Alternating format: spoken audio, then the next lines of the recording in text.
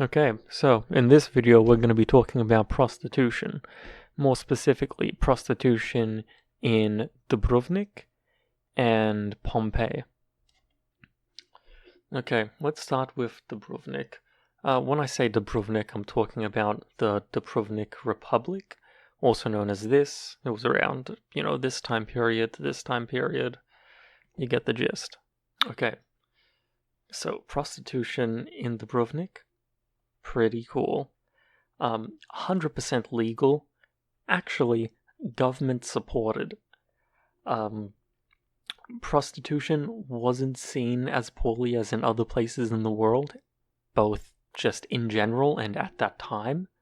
It was kind of seen as a necessary evil, and prostitutes weren't seen as the lowest class citizen like they were in a lot of other places. They were just seen as like low citizens, but not the lowest. You know what I mean? Like, they were here, but prostitutes all around the world were normally seen as here. So, one of the theories about why the Dubrovnik legalized and the government supported prostitution was because Dubrovnik was a very large trading port. And, a lot of sailors, a lot of tradesmen. So, A, a lot of business, and B, if prostitution's legal, it will stop them from going after just ladies of Dubrovnik, if that makes sense. That was something they were probably concerned about, apparently. Okay, so I mentioned before that the government supported prostitution in Dubrovnik, but how exactly did they do that?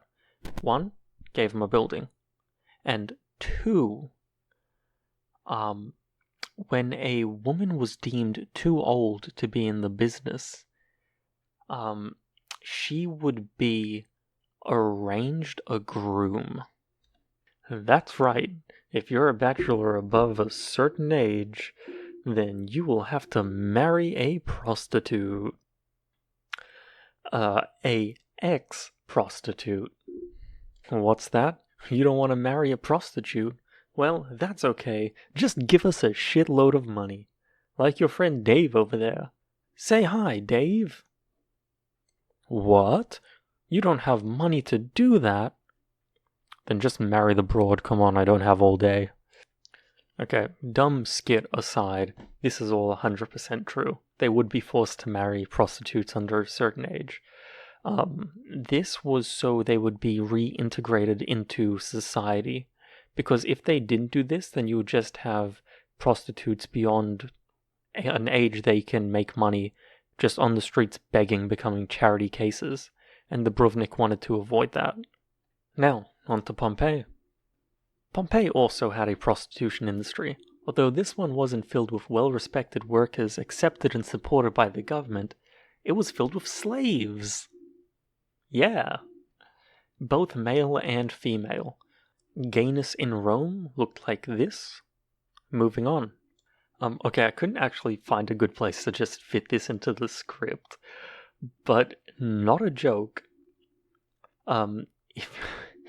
If you would go to the brothel in Pompeii, you would see engravings on the wall, like written in some of the walls in the rooms, that was done by clients after they had done the deed, saying stuff like, "Oh, name here gives good suck." That, not even an exaggeration. One of them's literally like that. I don't know, I just found that hilarious. Moving on. Apparently there was enough people coming to Pompeii, to the brothels in Pompeii for business, that they had to accommodate for it.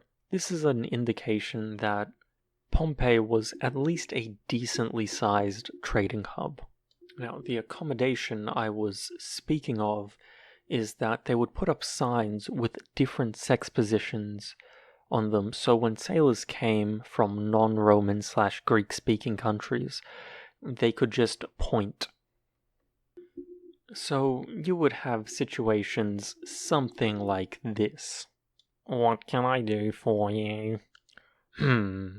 I'd like a 2, a 7, and, some 14.